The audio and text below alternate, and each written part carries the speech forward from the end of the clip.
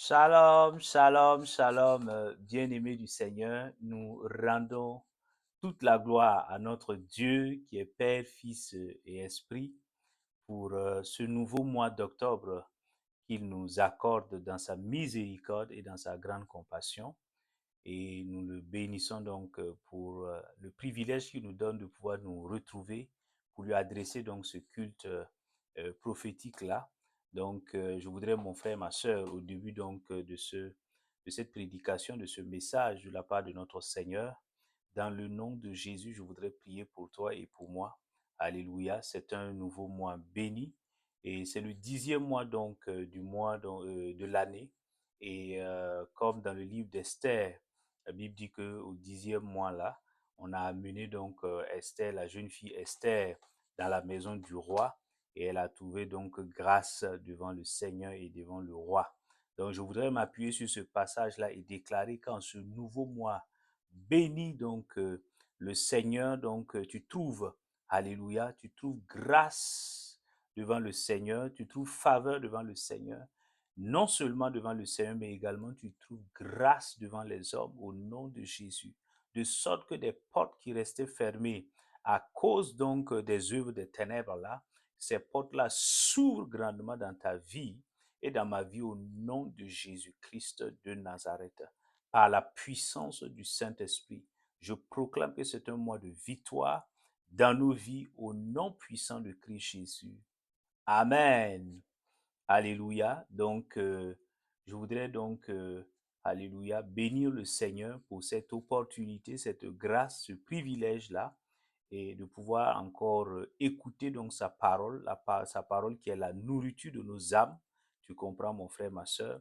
Et le Saint-Esprit, dans sa grâce, est en train de nous instruire depuis des mois sur la moisson. Qu'est-ce que c'est? Alléluia. Et c'est un nouveau mois. Le mois passé, nous avons vu justement quelques modèles donc de moissonneurs dans la Bible et dont la vie de moissonneur pouvait donc nous inspirer et nous aider donc à également gagner les âmes, à également conquérir les âmes, à également moissonner les âmes pour le Seigneur Jésus-Christ de Nazareth. Pour ce mois d'octobre-là, le Seigneur Saint-Esprit, dans sa grâce, va nous enseigner, va nous montrer comment conserver la moisson. Le tout n'est pas de gagner donc une âme, de conquérir une âme. C'est un grand miracle, c'est une grâce. Alléluia. C'est un combat spirituel très intense que de gagner une âme au Seigneur, que de moissonner une âme. Mais lorsque donc le Seigneur, dans sa grâce, permet cela, il ne faut pas considérer que le travail est terminé. Il y a un autre travail qui consiste à conserver la moisson parce que l'ennemi va tout faire pour que cette moisson-là se perde, pour que donc l'âme qui vient d'être gagnée au Seigneur Jésus-là, qu'elle rétrograde, qu'elle abandonne le Seigneur. Donc, il y a un autre travail très, très important, mais qui est souvent négligé. Et nous ne pouvons pas donc nous permettre de gagner seulement les âmes et de les regarder ainsi. Non, il y a un autre travail que nous devons mener. Et c'est ce que le Seigneur Saint-Esprit, dans sa grâce, va nous enseigner donc durant ce mois-là. Alléluia. Donc, il nous montrera comment nous pouvons conserver la moisson, comment nous pouvons donc alléluia, une fois que ces âmes-là sont gagnées, comment les aider donc à grandir dans le Seigneur et à également être donc des moissonneurs et des moissonneuses. Alléluia. Donc, il est très, très important et souvent nous avons négligé cela et ça a été donc une catastrophe. Donc, tu peux noter donc le thème donc de ce message du Seigneur. Il est intitulé Conserver la moisson, deux points, enseigner la nouvelle identité en Christ. Je répète, mon frère, ma soeur, conserver la moisson, deux points, enseigner la nouvelle identité en Christ. Et nous allons donc nous baser sur 2 Corinthiens chapitre 5, verset donc 17, mon frère, ma soeur. 2 Corinthiens chapitre 5, verset 17. Qu'est-ce qu'il dit? Il dit, si quelqu'un est en Christ, il est une nouvelle créature. Les choses anciennes sont passées. Voici, toutes choses sont devenues nouvelles. Alléluia. Quelle bonne nouvelle. Amen. Donc, si quelqu'un est en Christ, il est une nouvelle créature. Les choses anciennes sont passées, voici toutes choses sont devenues nouvelles. Donc par ce verset-là, alléluia, l'apôtre Paul montre aux Corinthiens que lorsque nous venons à Christ, lorsque nous décidons en toute âme et conscience, alléluia, après avoir entendu le message de la bonne nouvelle de Jésus-Christ, lorsque nous décidons de donner nos vies à Christ et de suivre le Seigneur, qu'est-ce qui se passe là? Il y a alléluia, une nouvelle naissance, ce qu'on appelle la nouvelle naissance, alléluia, et nous acquérons donc par la grâce de Dieu une nouvelle identité. Alléluia. Notre corps reste le même. Amen. Notre âme peut aller être en processus donc de transformation, mais dans notre esprit a été régénéré par le Seigneur Saint-Esprit. Alléluia. Et l'Esprit de Dieu vient habiter en nous. Donc nous avons une nouvelle identité. Et l'identité donc qui était la nôtre avant donc de connaître le Seigneur, cette identité donc n'a plus droit d'être citée. Donc tu comprends mon frère, ma soeur, et il dit nous sommes une nouvelle créature et une nouvelle identité. Et donc, cet élément-là est extrêmement important pour conserver la moisson. Nous devons enseigner. Alléluia. Donc, le premier pas, le premier travail à faire pour une âme qui vient donc de se donner à Christ, pas qui vient de se convertir à une religion ou à une philosophie, non, mon frère, ma soeur, c'est une âme qui vient de venir devant le Seigneur de l'univers. Alléluia. Et donc, la première des choses que le Seigneur nous donne comme travail, mon frère, ma soeur, toi et moi, c'est que nous devons montrer à cette âme-là, à ce jeune croyant-là, ou à cette jeune croyante, alléluia, que, amen, il est une nouvelle créature. Donc, si je prends mon cas, si je suis donc un nouveau jeune croyant, alléluia, j'ai besoin d'être enseigné. Si je donne ma vie tout de suite au Seigneur Jésus, c'est juste un exemple, alléluia. Et donc, que dois-je faire? Ben, je dois être enseigné. La toute première chose, c'est que alléluia, qui suis-je en Jésus-Christ? Je viens de confesser qu'il est devenu mon Seigneur. Alors, qui suis-je en lui? Amen. Je dois avoir une nouvelle identité, être enraciné dans cette nouvelle identité-là. C'est ça qui va me permettre justement que je ne recule pas, que je ne reparte pas dans le monde, que je ne reparte pas donc dans le royaume de Satan. Est-ce que tu comprends, mon frère, ma soeur? Et donc, il est extrêmement important qu'on puisse voir cet aspect-là. Nous le négligeons beaucoup dans nos églises et pourtant, alléluia, il ne faut pas le faire parce que Christ est mort, alléluia, et il a versé son sang à la croix, il est ressuscité pour que donc ces âmes-là puissent demeurer en lui, grandir, croître en lui et porter du fruit en lui. Amen. Et ces âmes-là ne peuvent pas faire ce travail-là. C'est à nous. Il nous a confié ce travail. Ça nous incombe comme responsabilité. Est-ce que tu comprends, mon frère, ma soeur? Nous ne pouvons pas prendre ce travail-là à la légère. C'est un grand travail, c'est un immense travail très laborieux. Est-ce que tu comprends? Amen. Je prie dans le nom de Jésus que toi et moi, à partir de maintenant, nous puissions prendre au sérieux le travail donc de l'enseignement donc de la nouvelle identité pour les âmes qui viennent donc de venir à Christ Jésus. Amen. Alors, mon frère, ma soeur, alors lorsqu'on parle donc d'enseigner la nouvelle identité en Christ, il y a beaucoup de facettes donc qui peuvent être enseignées. Alléluia. Mais nous allons retenir aujourd'hui donc 10 facettes de la nouvelle identité. Il y en a plusieurs, mais pour un nouveau converti, il faut prendre des semaines et des mois. Alléluia. Il faut prendre des semaines, des mois, un trimestre, voire même un semestre carrément, ou peut-être même une année. Alléluia, pour poser ces bases-là, pour qu'il puisse acquérir, pour qu'il puisse avoir ses racines en Christ en termes d'identité. Il est extrêmement fondamental. Alléluia. Un jeune croyant qui vient à Christ et qui est mal enseigné ne pourra pas être justement, donc, ne pourra pas être profitable au royaume de Dieu, encore moins au roi de notre roi de gloire, Jésus-Christ de Nazareth. Amen. Donc, il est extrêmement, bien au contraire, il sera un instrument que Satan va utiliser contre l'Église, contre les disciples de Christ. Alléluia. Donc, je prie que toi et moi, nous puissions donc mener ce travail d'enseignement pas à pas qui demande beaucoup de patience et de persévérance au nom de Jésus. Amen. Alors, quels sont donc, si je suis un nouveau converti, comme je te le dis, mon frère, ma soeur, j'ai besoin d'être enseigné sur ma nouvelle identité en Jésus-Christ. Donc, la servante de Dieu, le serviteur de Dieu, vers qui le Seigneur donc va m'orienter là, doit m'enseigner donc qui je suis devenu en Jésus-Christ. Amen. C'est bien beau de dire oui, je suis devenu une nouvelle créature. Qu'est-ce que cela signifie concrètement? Alors donc, nous allons voir 10 éléments, mais comme je t'ai dit, ce n'est pas exhaustif, c'est juste pour que nous puissions comprendre les bases, les fondements avant de pouvoir avancer. Amen. Donc, et par la grâce de Dieu, sur cette chaîne-là, nous avions déjà commencé depuis le début de l'année sur justement notre identité en Christ. Donc, il y a beaucoup de facettes qui ont été explorées, qui s'adressent aux jeunes croyants, mais également donc à des croyants matures. Et donc, mon frère, ma soeur, si tu veux, je t'invite donc, ou je te réinvite donc à écouter ou à réécouter donc ces enseignements-là sur l'identité en Christ. Je pense que nous serons édifiés au nom de Jésus. Amen. Alors donc, l'enseignement donc sur ma nouvelle identité a supposé que je suis devenu ce jeune croyant en Jésus-Christ-là. J'ai besoin de savoir qui je suis devenu en Christ. Alors, le premier enseignement qu'on doit me donner, c'est que je suis devenu un enfant de Dieu. Alléluia. Je suis devenu un enfant de Dieu.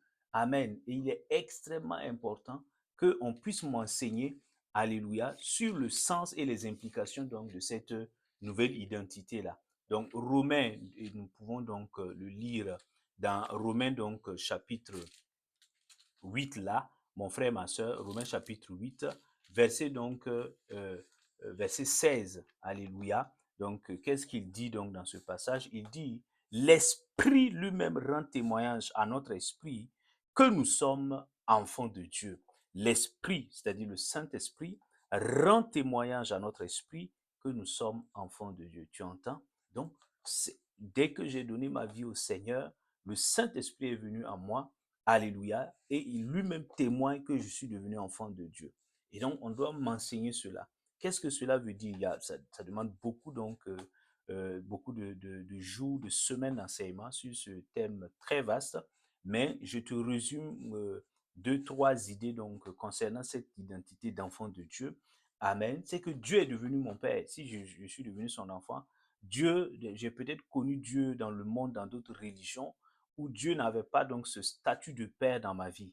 Alléluia. Mais Dieu est devenu mon père. Alléluia. Qui m'a béni de toutes sortes de bénédictions en Christ Jésus. Éphésiens chapitre 1, verset 3.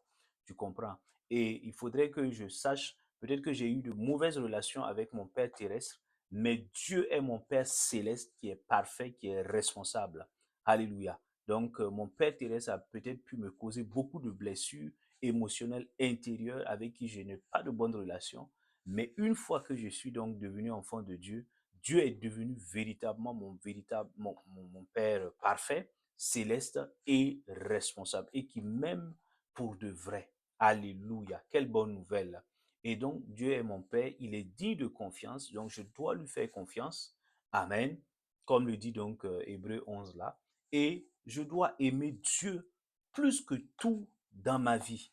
Alléluia. Matthieu chapitre 22, 37. Il dit, ben, tu aimeras Dieu de tout ton cœur, de toute ta pensée, de toute ta force, etc.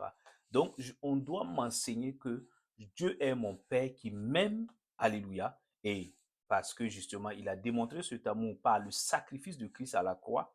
Alléluia. Et moi, en retour, je dois également l'aimer plus que tout, plus que ma propre vie, plus que mes parents, plus que tout, plus que les biens, les richesses, l'argent, etc. Alléluia. Donc, et on doit approfondir ce sujet-là pour que je comprenne donc le sens d'être un enfant de Dieu. Amen.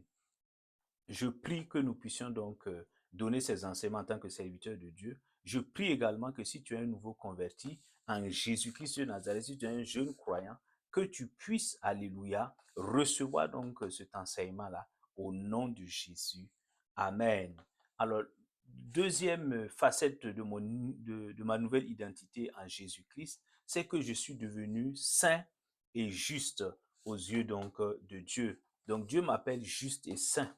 Alléluia. Et donc, juste et sainte également. Amen. Et nous le voyons dans 1 Corinthiens, donc chapitre 9 là, verset 11. 1 Corinthiens chapitre 9, verset 11 là, et verset 9, 1 Corinthiens chapitre 6, verset 9 à 11, il dit, ben, mais c'est vous qui pratiquez l'injustice et qui dépouillez les autres, et ce sont vos frères. Ne savez-vous pas que les injustes n'hériteront pas le royaume de Dieu? Ne vous y trompez pas. Ni les débauchés, ni les idolâtres, ni les adultères, ni les dépravés, ni les homosexuels, ni les voleurs, ni les cupides, ni les ivrognes, ni les insulteurs, ni les accapareurs n'hériteront le royaume de Dieu. Et c'est là ce que vous étiez, quelques-uns d'entre vous, mais vous avez été lavés, vous avez été sanctifiés, mais vous avez été justifiés au nom du Seigneur Jésus-Christ et par l'Esprit de notre Dieu. Amen. Tu entends mon frère, ma soeur. Et donc, lorsque je suis devenu ce nouveau jeune croyant-là en Jésus-Christ-là, Amen, peut-être que dans le monde, j'avais une autre conception, Amen, de ce que c'est que le péché, de comment obtenir le pardon de Dieu. Mais lorsque je suis venu réellement en Christ, j'ai donné ma vie à Christ, ce qui se passe, Amen, Dieu ne me regarde plus comme un pécheur, non. Dieu me regarde comme un juste et un saint. Ce n'est pas lié au fait que je ne commette pas de péché. Alléluia. Non, c'est lié à ma nouvelle nature. Dieu, par le sacrifice de Christ à la croix, a lavé, tu entends? Il dit, vous avez été lavé. Lavé de quoi? De votre nature pécheresse. Vous avez été sanctifié. Vous avez été rendu saint par l'offrande de Christ à la croix. Tu as vu ça? Et il est extrêmement important d'accepter cela. Amen. Tu ne peux pas faire quelque chose pour devenir juste et tu ne peux pas faire tes propres œuvres pour devenir juste et saint aux yeux de Dieu. Non, c'est par le sang de Christ. Alléluia. Donc, mon frère, ma soeur, donc tu acquiers cette nouvelle identité de juste et de saint. Amen. Et Dieu ne te regarde plus comme un pécheur. Alléluia. Donc, c'est ta nature. Amen. Et c'est une bénédiction. Alléluia. Et donc, quelle est donc l'implication? Donc, lorsque Dieu me regarde, moi, nouveau jeune croyant en Christ, là, il me regarde comme juste et saint, alors j'ai part à la vie éternelle. Parce que les injustes n'hériteront pas le royaume de Dieu. Mais moi, par le sacrifice de Christ à la croix, j'ai obtenu donc ce statut de juste et de saint. Alors Dieu m'accueille donc dans sa cité céleste là. Alléluia. Et donc j'ai part à la vie éternelle. C'est la bonne nouvelle. Alléluia. Et en contrepartie, je dois maintenant, en tant que juste et saint, marcher dans cette sanctification-là de mon corps, de mon âme, de mon esprit. Alléluia. Et je dois marcher dans l'obéissance totale au Seigneur. Tu comprends? Donc 1 Thessaloniciens chapitre 4, verset 3, tu peux le voir là. Et 1 Corinthiens chapitre 15, verset 34, nous n'allons pas le lire. Alléluia. Donc tu vois, c'est extrêmement important d'être enseigné sur cette nouvelle facette de ma nouvelle identité en Jésus-Christ. Alléluia. Troisième facette, c'est que je suis devenu, aux yeux de Dieu, Dieu m'appelle son bien-aimé ou sa bien-aimée. Alléluia. Quelle bonne nouvelle. Quelle bonne nouvelle. 1 Thessaloniciens chapitre, tu peux le noter, 1 Thessaloniciens chapitre 1, verset donc 1 à 4, mon frère, ma soeur. Donc nous allons lire ce verset-là pour que tu comprennes. 1 Thessaloniciens chapitre 1, verset 4 à 5 là, il dit, nous savons, frères bien-aimés de Dieu, que vous avez été élus, car notre évangile n'est pas venu jusqu'à vous en parole seulement, mais aussi avec puissance, avec l'Esprit Saint et une pleine certitude. Vous savez en effet ce que, à cause de vous, nous avons été parmi vous. Donc le premier passage là dit, nous savons, frères bien-aimés, un frère et sœur bien-aimés. Donc Dieu nous appelle les bien-aimés de Dieu. Dieu, alléluia, bien-aimés de Dieu. Donc j'ai la grâce en tant que nouveau jeune croyant là, c'est un privilège. L'Esprit de Dieu a répandu l'amour de Dieu en moi. Waouh, quelle grâce, quelle bénédiction. L'amour de Dieu est répandu en moi. Alléluia. Peut-être que dans le monde, avec mes parents, je n'avais pas reçu l'amour dont j'avais besoin depuis l'enfance. Mais quand je suis venu à Christ, et on doit m'enseigner cela. Alléluia. L'amour de Dieu va me guérir de toutes les blessures émotionnelles que j'ai eues depuis l'enfance jusqu'à l'âge adulte. Est-ce que tu comprends?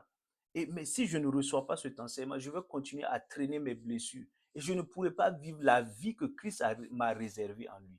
Alléluia. La vie abondante, là, Jean chapitre 10, verset 10. Mais si nous n'enseignons pas cela, comment ce jeune croyant-là, alléluia, va recevoir la guérison de ses blessures? C'est par l'amour de Dieu. Alléluia. Lorsqu'il accepte que l'amour de Dieu est répandu en lui, il va commencer à pardonner à toutes ces personnes qui lui ont fait du mal. Parce que Christ a lui-même l'a pardonné. Est-ce que tu comprends? Et il va comprendre l'amour de Dieu. Il va comprendre la profondeur de l'amour de Dieu, la longueur de l'amour de Dieu, la largeur de l'amour de Dieu, la hauteur de l'amour de Dieu. Il va être profondément transformé. Il va être guéri. Alléluia. Il ou elle. Alléluia. Tu comprends? Et il va comprendre que Dieu lui a pardonné ses péchés. Dieu n'est pas là en train de compter ses péchés. Non. Lorsqu'il se repent, Dieu lui pardonne simplement ses péchés parce qu'il est le bien-aimé de Dieu. Dieu l'aime. Alléluia. Et tu vois, c'est ça.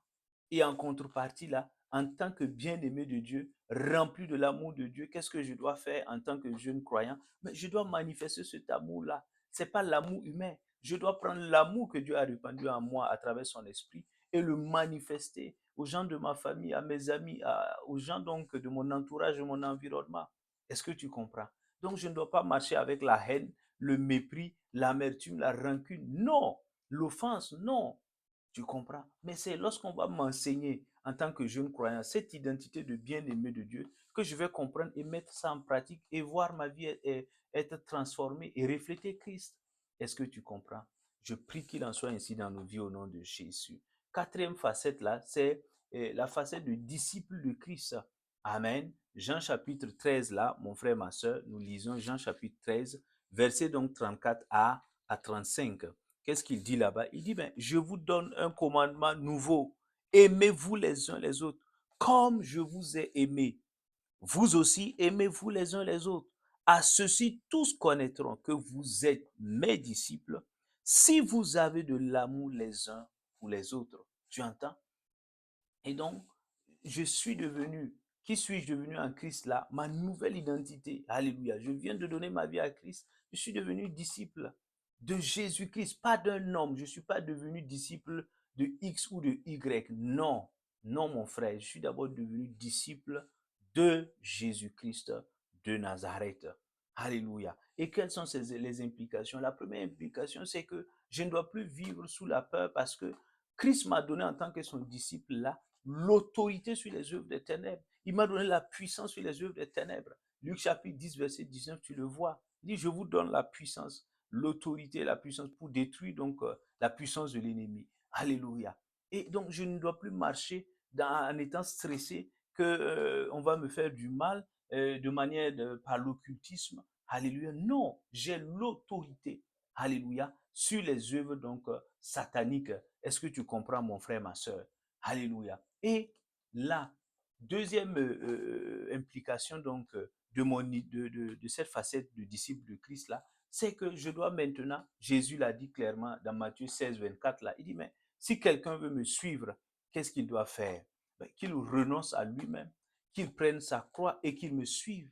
Donc je dois renoncer à la chair, au désir donc, alléluia, à mes désirs charnels. Je dois renoncer, alléluia, à mes intérêts personnels égoïstes. Alléluia. Je dois renoncer. Renoncer. C'est un renoncement total. Et ça fait mal. Donc, on doit enseigner ça aux jeunes croyants qui vient d'arriver, qui a donné sa vie à Christ. Ce n'est pas le temps de lui enseigner, de lui parler donc de prospérité ou du ministère angélique. Non, mon frère, ma soeur, c'est le temps de lui enseigner donc les bases. Il doit renoncer à lui-même. Il ne doit plus rechercher la gloire de ce monde. Il n'y a rien dans ce monde, mon frère. Alléluia. Donc, il doit renoncer à lui-même. Renoncer à lui-même.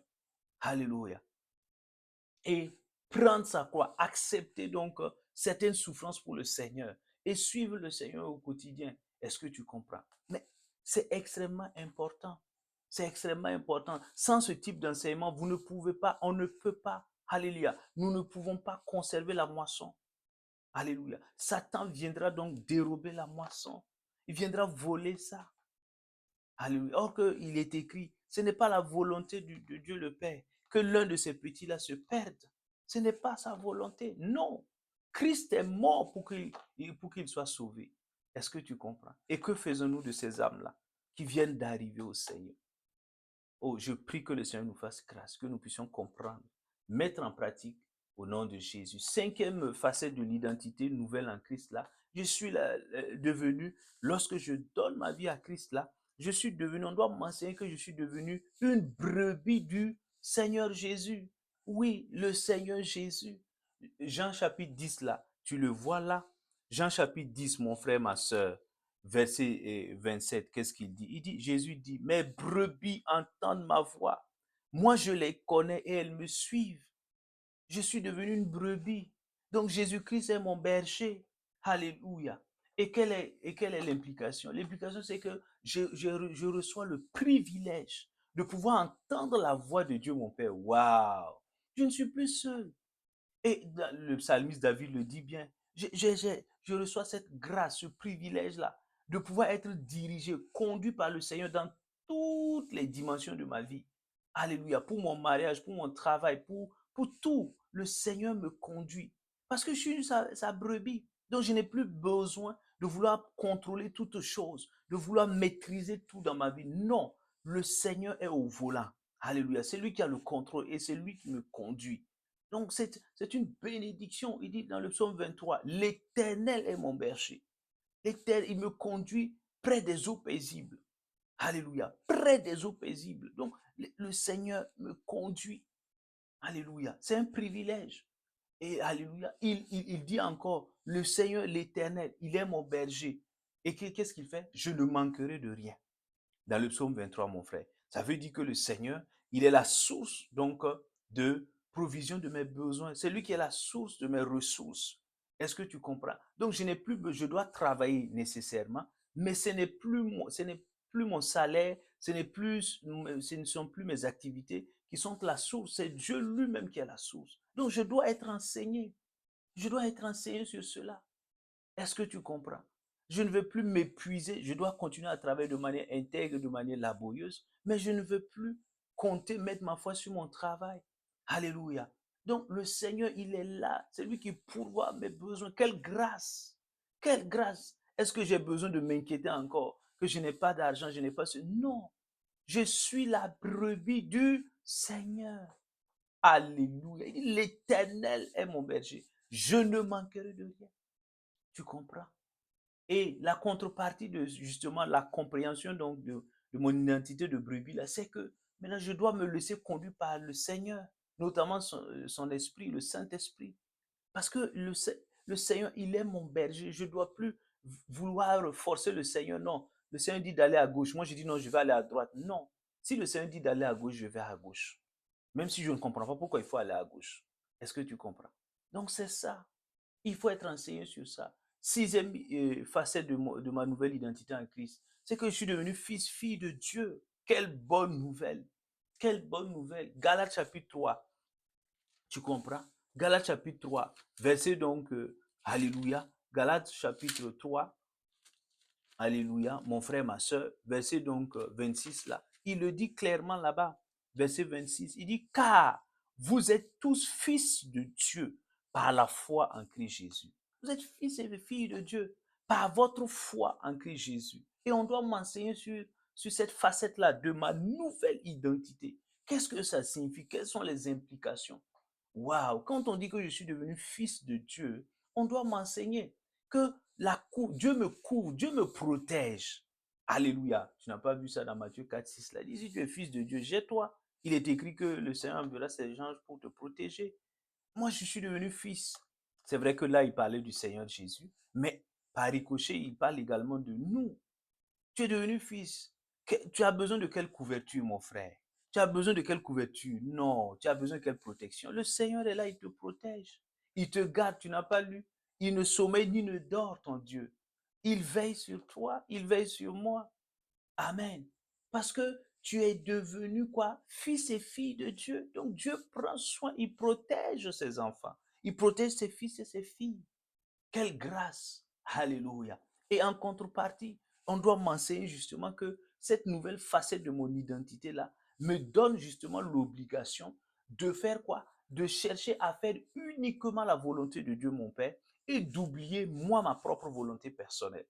Alléluia. Oui, je dois être enseigné sur ça. Je ne peux pas être fils et puis vouloir faire ce que moi je veux. Non. Lorsque j'accepte de devenir fils et fille de Dieu là, donc c'est la volonté. Tu n'as pas vu dans la prière de notre Seigneur Jésus dans Matthieu 26, 42. Il dit, mais Seigneur, non pas, si cette coupe pouvait s'éloigner de moi, mais Père, non pas ma volonté, mais ta volonté, ta volonté. C'est ça. Et on doit m'apprendre dans tous les aspects de ma vie, c'est la volonté parfaite de Dieu d'abord qui doit s'accomplir, pas ce que moi je veux. Donc, si ma volonté entre en contradiction avec la volonté de Papa, mon Dieu, je dois laisser la mienne tomber et faire prévaloir celle de Dieu, même lorsque ça ne me plaît pas. Je dois être enseigné sur ça, sinon, ça va être ma vie chrétienne sera un chaos, un désastre. Alléluia. Oui, le diable va me laminer, tu comprends. Donc, il est extrêmement important. Et l'autre aspect de connaître, d'être enseigné par rapport donc à cette facette de fils, fille de Dieu là, c'est que je dois aimer Matthieu 5, 44 à 45 là. Je dois aimer mes ennemis et prier pour ceux qui me persécutent. Dans le monde, avant de connaître Christ, c'était une autre mentalité. Il fallait que je déteste ceux qui me détestent et que donc je maudisse ceux qui me maudissaient. Mais en Christ, c'est une nouvelle chose. Il dit, vous êtes devenus une nouvelle création. Est-ce que tu comprends? Non, et Jésus dit maintenant, il vous avait appris que c'était eux pour eux, mais moi je vous dis, aimez vos ennemis. Les esprits qui utilisent les hommes là, aimez les hommes, ne les détestez pas. Vos ennemis, ce sont ces esprits méchants là, sataniques là. Mais les hommes que les esprits peuvent utiliser pour faire du mal, ne les détestez pas, ne les méprisez pas. Priez. Alléluia. Aimez-les et priez pour eux. Regarde, si je ne suis pas enseigné sur ça, je vais commencer à détester mon frère qui est en train de me haïr parce qu'un esprit est venu l'oppresser. Je vais commencer donc à maudire quelqu'un donc au travail parce qu'il m'a mal parlé. Alors que non, non, je ne suis plus du monde, je ne suis plus dans le monde. Je suis dans le monde, mais je ne suis plus du monde. Est-ce que tu comprends? Et donc, Jésus dit aimer, et ça c'est une facette, c'est une implication de cette facette de fils et de fille de Dieu. Septième point, mon frère, ma soeur, tu peux le noter. Il dit, mais vous êtes devenus, alléluia, lorsque vous donnez votre vie à Christ, là, jeune croyant, vous êtes devenus des citoyens et des citoyennes du royaume des cieux. Colossiens chapitre 1 là, mon frère, ma soeur, Colossiens chapitre 1, alléluia, il le dit, Colossiens chapitre 1, verset 12 à 13 là, il le dit très bien. Tu comprends, mon frère, ma soeur? Alléluia. Donc, nous lisons donc ce passage-là et nous allons avancer. Donc, Colossiens chapitre 1, verset donc 12 à 13, mon frère, ma soeur. Donc, Paul insiste donc sur cet aspect-là pour que nous puissions donc comprendre. Je lis la parole de Dieu. Il dit, rendez grâce au Père qui vous a rendu capable d'avoir part à l'héritage des saints dans la lumière. Il nous a délivrés du pouvoir des ténèbres et nous a transportés dans le royaume de son Fils bien-aimé. Alléluia. Quelle bonne nouvelle. Regarde, regarde, je suis devenu citoyen. Le ciel est ma patrie. Alléluia. Je suis citoyen du royaume des cieux. Quelle bonne nouvelle. Et quelle est l'implication? C'est que j'ai droit à une vie remplie de paix et de joie. Tu peux le lire dans Romains 14, 17 là. Hein? Ma vie ne doit pas être faite de stress, de dépression, de tristesse, d'angoisse, d'inquiétude. Non. Alléluia, l'implication du fait d'être citoyen céleste là, c'est que je dois jouir d'une vie donc de paix et de joie au quotidien. Waouh! Et on doit me l'enseigner. Et on doit me l'enseigner. Et en contrepartie, je dois connaître, je dois savoir et je dois obéir aux lois du royaume auquel j'appartiens. Je n'appartiens plus à cette terre. Alléluia. Je vis sur cette terre, mais je n'appartiens pas à cette terre. J'appartiens au royaume des cieux. Est-ce que tu comprends? Et ce royaume-là a des lois. Dieu a fixé des lois et je dois les connaître. Je t'en cite quelques-unes. La loi de la foi. Dans ce royaume-là, je dois marcher. Il est invisible aux yeux des hommes. Alléluia. Mais je marche dans ce royaume-là. Et il dit, il y a une loi qui s'appelle la loi de la foi. Sans la foi, nul ne peut être agréable à Dieu. Sans la foi, on ne peut rien obtenir avec Papa bon Dieu. Est-ce que tu comprends? Et il dit, il y a une autre loi qui s'appelle la loi de l'humilité. Jésus dit, Luc 14, 11, il dit, mais si quelqu'un s'élève, il sera abaissé. Si quelqu'un s'abaisse, il sera élevé. La loi de l'humilité. Il y a la loi de l'épreuve. Je suis jeune croyant. Il ne faut pas croire que tout sera rose. 2 Timothée 3, 12. Il dit, mais vous allez passer par des épreuves. C'est Dieu qui a fixé ça dans sa souveraineté pour que vous puissiez grandir. Alléluia. Il y a des temps où Dieu même va permettre que des temps désagréables de souffrance viennent pour que je puisse apprendre un certain nombre de choses avec lui. Alléluia. Tu comprends? Mais si nous n'enseignons pas ça aux jeunes qui viennent d'arriver, qui a donné sa vie au Seigneur, cette âme-là qu'on vient de moissonner, alléluia, que va devenir cette âme? Elle sera laissée en pâture comme ça et le diable donc va la déchiqueter. Alléluia. Je prie dans le nom de Jésus que nous puissions donc nous atteler donc à cette tâche-là d'enseigner la nouvelle identité en Christ Jésus. Amen.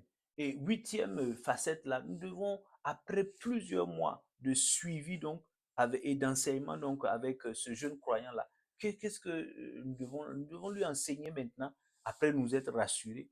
Amen. Qu'il a bien et qu'il a non seulement écouté, mais qu'il a mis en pratique, qu'il a expérimenté. Nous devons maintenant aller dans un niveau supérieur et lui apprendre qu'au-delà d'être fils de Dieu, c'est bien, d'être enfant de Dieu, c'est une bonne chose, d'être citoyen céleste, c'est une bonne chose. Il est l'épouse de Jésus-Christ. Qu'il soit masculin, féminin, il est l'épouse de Christ. Alléluia. Parce qu'il appartient au corps de Christ. Alléluia. Et Christ est l'époux. Et son église est l'épouse. Donc, alléluia. Donc, chacun individuellement est l'épouse de Jésus-Christ. Tu comprends?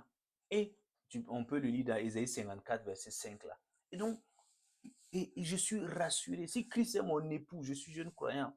Alléluia. Qu'est-ce que cela implique que je suis rassuré de la fidélité de mon époux parce que Christ, lui, il est fidèle. Ce n'est pas comme les êtres humains, les hommes qui peuvent être infidèles. Tu comprends? Non, lui, il est fidèle. Il le dit dans Hébreux 10, 23. Il dit, ben, celui qui a fait la promesse, il est fidèle. L'époux Christ est fidèle. Il ne va pas t'abandonner dans les moments difficiles. Il ne va pas t'abandonner quand les gens vont te rejeter. Il ne va pas t'abandonner, alléluia, quand tu auras besoin de lui. Non. Il sera toujours là, dans les bons moments comme dans les moments difficiles. Alléluia. Donc, je dois le savoir, je dois être enseigné sur cela en tant que jeune croyant. Donc, je suis l'épouse de Christ. Et en tant qu'épouse, j'ai un devoir. C'est de faire quoi? C'est d'entretenir une bonne intimité avec Christ, mon époux, à travers une vie de la parole. Je vais commencer à connaître la parole. Alléluia. Parce que mon époux met la parole. Tu comprends? Jean 1:1. Tu comprends? Et il est important de développer cette intimité. Comment? En étudiant la parole, en méditant la parole. Alléluia. En passant des temps donc d'adoration, de contemplation, de louange. Amen. En jeûnant pour le chercher. En faisant des petites retraites pour le chercher. C'est comme ça que je vais nourrir donc ma relation avec le Seigneur et garder cette bonne intimité avec Christ qui est mon époux. Je dois être enseigné sur ça. Alléluia. Et neuvième point, mon frère, ma soeur, tu peux le noter. Et avant de noter le neuvième, c'est que j'ai l'obligation également, à part entretenir la relation, je dois me préparer. Christ, mon époux, reviendra. Apocalypse, tu peux le noter dans Apocalypse 19, verset 7. Christ, mon époux, reviendra. Oui, et je dois me préparer. Je ne sais pas quand est-ce qu'il revient. Allez, il peut revenir aujourd'hui, il peut revenir un autre jour. Mais je dois être prêt. Je dois toujours veiller sur mon cœur afin d'être prêt quand il viendra. Tu comprends? Je ne peux pas mener une vie de désordre parce que je ne sais pas quand est-ce qu'il viendra. Tu comprends? Je prie qu'il en soit ainsi dans nos vies au nom de Jésus. Neuvième facette de la nouvelle identité. La Bible dit que le nouveau croyant doit être enseigné sur le fait qu'il est un pèlerin sur cette terre. Il est un pèlerin, c'est un voyageur. Est-ce que tu comprends? 2 Pierre, et nous le voyons dans 2 Pierre, là, chapitre 1, verset 3 à 11. Alléluia, c'est un peu long, nous n'allons pas le lire entièrement, juste quelques passages là, mais tu peux le noter. 2 Pierre, chapitre 1, verset 3 à 11. Donc, il le dit clairement. Amen. Donc, je suis sur cette terre-là. Il y a une vie au-delà. Donc, je suis juste de passage. Je suis en pèlerinage. C'est un voyage ici-bas. Alléluia. Donc, l'essence de la vie ne se limite pas là, là. Non. Non, mon frère. Et une fois qu'on enseigne ça aux jeunes croyants, il pourra maintenant comprendre, alléluia, qu'il a reçu la puissance divine là, alléluia, à travers le Saint-Esprit en lui là, pour passer un excellent voyage sur cette terre. Alléluia. Il ne doit pas échouer son voyage ici. Non. Il doit passer un très bon voyage ici, sur cette terre. Amen. Et nous le lisons 2 Pierre chapitre 1 verset 3 là. Il dit, sa divine puissance nous a donné tout ce qui contribue à la vie et à la piété, en nous faisant connaître celui qui nous a appelés par sa propre gloire et par sa vertu. Tu entends? Sa divine puissance nous a donné tout ce qui contribue à la vie. Donc, nous sommes, le jeune croyant est sur cette terre comme un voyageur. Et comment l'aider donc à passer un excellent voyage à travers la puissance divine qui est en lui par le Saint-Esprit. Amen. Et on doit lui enseigner c'est qui le Saint-Esprit, quel est le rôle du Saint-Esprit dans sa vie, etc., etc. Tu comprends? Et il dit encore que lorsque je suis au courant en tant que jeune croyant, que je suis un voyageur, le monde ici-bas devient comme un ennemi. Et je dois fuir la corruption qui existe dans le monde. Je dois fuir pour ne pas me laisser corrompre. Je dois prendre les garde-fous, les mesures pour ne pas tomber donc dans la corruption donc de ce monde-là. 2 Pierre chapitre 1 verset 4, il dit, par, par elle, les promesses les plus précieuses et les plus grandes nous ont été données, afin que par elle vous deveniez participants de la nature divine, en fuyant la corruption qui existe dans le monde par la convoitise. Tu entends? En fuyant la corruption qui est dans ce monde. Alléluia. Et dans 2 Pierre 1 là, verset 57, il précise que nous devons mener, on doit enseigner à ce jeune homme-là à mener une vie vertueuse en Christ Jésus. Alléluia. Une vie vertueuse en ajoutant à sa foi la vertu, la connaissance, la maîtrise de soi, la persévérance, la piété, alléluia, l'amour fraternel, etc. Il doit, pour passer ce temps-là, qui est un voyage, un pèlerinage sur cette terre-là, il doit mener une vie. Alléluia. Il peut mener ce voyage-là, il peut conduire ce voyage-là en menant une vie vertueuse, agréable à Dieu. Amen. Et pour terminer, donc, cette nouvelle facette-là, c'est également, le jeune croyant est une pierre vivante. La Bible dit que, alléluia, ce jeune croyant, cette âme qu'on a moissonnée, est une pierre vivante. Et on doit l'enseigner. Qu'est-ce qu'une pierre vivante? Qu'est-ce que ça implique? Amen. Et nous le voyons donc dans 1 Pierre chapitre 2, versets donc 4 à 5 et Éphésiens donc 2, mon frère, ma soeur, Éphésiens chapitre 2, verset 19 là à 22. Qu'est-ce qu'il dit là-bas? Nous lisons donc rapidement le passage, Éphésiens chapitre 2, verset donc 19 à 23. Il dit ainsi donc, vous n'êtes plus des étrangers ni des gens de passage, mais vous êtes des citoyens des saints, membres de la famille de Dieu. Vous avez été édifiés sur le fondement des apôtres et des prophètes, Jésus-Christ lui-même étant la pierre de l'angle.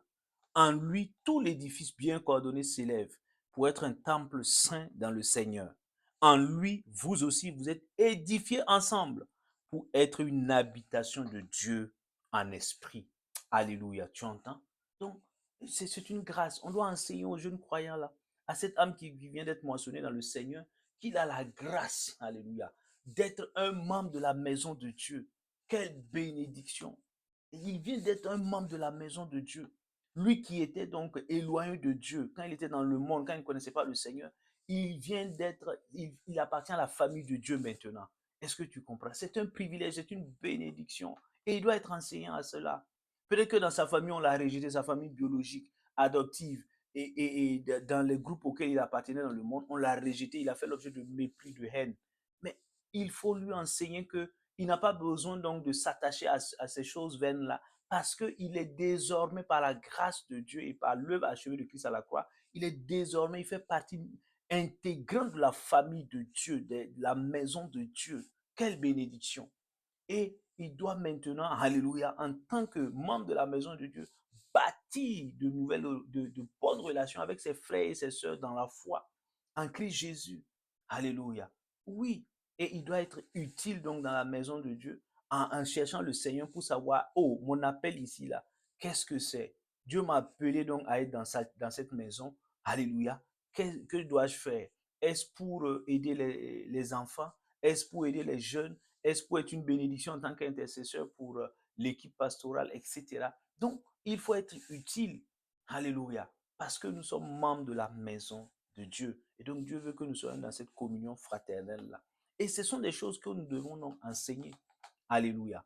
Oh, je prie dans le nom de Jésus que le Seigneur nous fasse grâce de pouvoir enseigner, alléluia, les fondements, les bases qui permettent à une âme donc de connaître le Seigneur, de pouvoir grandir dans le Seigneur et de pouvoir servir le Seigneur au nom de Jésus.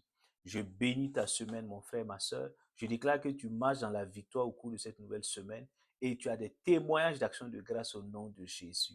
Nous nous retrouvons par la grâce de Dieu le dimanche prochain pour un nouveau thème. D'ici là, que la faveur de Dieu continue de t'accompagner. Au nom de Jésus.